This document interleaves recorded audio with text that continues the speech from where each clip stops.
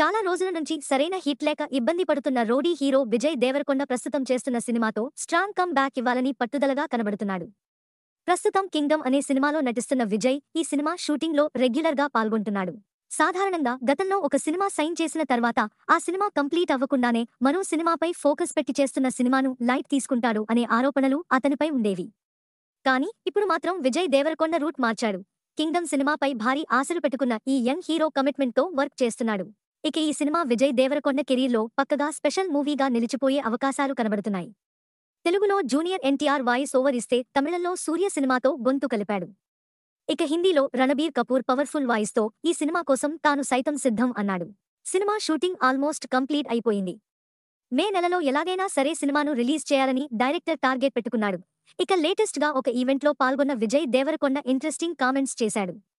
ఈ సినిమా కోసం voice over ఇచ్చిన ఎన్టీఆర్ పై ప్రశంసలు కురిపించాడు. ఈ సినిమాలో ఎన్టీఆర్ తో వాయిస్ ఓవర్ చెప్పించాలని ముందే డిసైడ్ అయ్యామని అన్నాడు.